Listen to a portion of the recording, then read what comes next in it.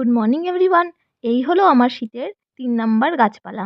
প্রথম দুবারে অনেক গাছ বসিয়েছি, এবারে এগুলোর পালা। এগুলো নিয়ে আসার ২-৩ দিন হয়ে গেছে, তাই এগুলোকে জলে বসিয়ে রেখেছি। এখানে কয়েকটা ডালিয়া, ক্যাপসিকাম, ডেইজি, পিটুনিয়া আর বোধহয় একটা সাদা গাঁদার গাছ আছে। তোমরা তো সবাই জানো পিটুনিয়া হলো শীতের রানী, তাই আজকের এই ভিডিওটা পিটুনিয়াকে উদ্দেশ্য করেই করা হচ্ছে। পিটুনিয়া এতটাই লো মেইনটেনেন্স একটা গাছ যে ৮ থেকে ১০ বছরের বাচ্চারাও হয়তো এর পরিচর্যা খুব সহজেই করতে পারবে। কিন্তু খুব সামান্য কয়েকটা জিনিস মাথায় রেখে এই গাছটাকে আমরা আজকে লাগাবো। নার্সারি থেকে গাছ চুজ করার সময় সবার আগে দেখবে গাছে যেন কোনো মরা পাতা না থাকে। আর আগেই বলেছি এই গাছটা আমার নার্সারি থেকে নিয়ে আসার ২ দিন হয়ে গেল, তাই জন্য থামপটের নিচ থেকে দেখছি শিকড়ও বেরিয়ে গেছে। এবারে চলে আসি টবের ব্যাপারে। আমি এখানে ১০ ইঞ্চির একটা টব নিয়েছি। টব নির্বাচনের ক্ষেত্রে মাথায় রাখবে যেন টবের নিচে ছিদ্র থাকে, কারণ পিটুনিয়া মাটির গোড়ায় জল জমা একদমই পছন্দ করে না। এই গাছ রোদে থাকতে খুবই ভালোবাসে।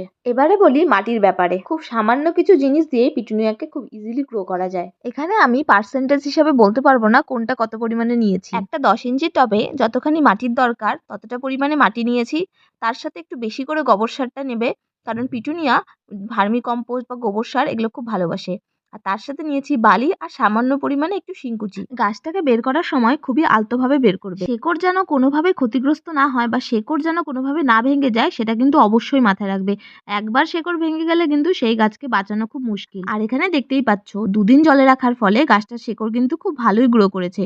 তোমরাও তাই করবে, পিটুনিয়া আনার পর ডিরেক্ট লাগিয়ে দেবে না, ২ দিন এমনি রেখে দেবে, তারপরে বসাবে। এবার তো খুবই ইজি প্রসেস। যতগুলো উপকরণ দেখালাম সবগুলোকে ভালো করে মিশিয়ে নেবে। আর পিটুনিয়া একটু ঝরঝরে মাটি খুব পছন্দ করে, সেই জন্য মাটির সাথে আমি বালি মিশিয়েছি। এর সাথে তোমরা চাইলে আরেকটা জিনিস অ্যাড করতে পারো, সেটা হলো ডিমের খোসা। ডিমের খোসা দিলে আমি একটা জিনিস দেখেছি, সেই মাটিটা বেশ ভালোই ঝুরঝুরে অবস্থায় অনেক দিন পর্যন্ত থাকে। এবারে চলে আসি আমার সব থেকে ফেভারিট পার্টে, সেটা হলো টবের মধ্যে মাটি ভরানো।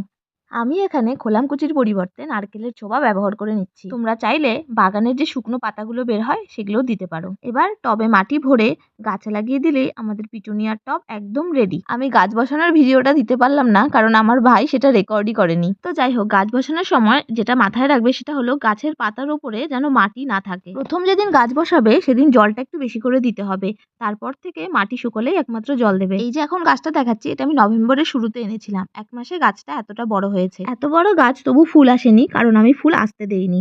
যখনই দেখেছি ফুলের কড়ি এসেছে, আগা ধরে পুরো মাথাটাই ভেঙে দিয়েছি। এতে করে গাছ তার নিজের গ্রোথের দিকে বেশি মনোযোগ দিতে পারে। আর এই গাছটাতে বেশি মনোযোগ দিতে পারিনি, তাই এটাতে ফুল চলে এসছে।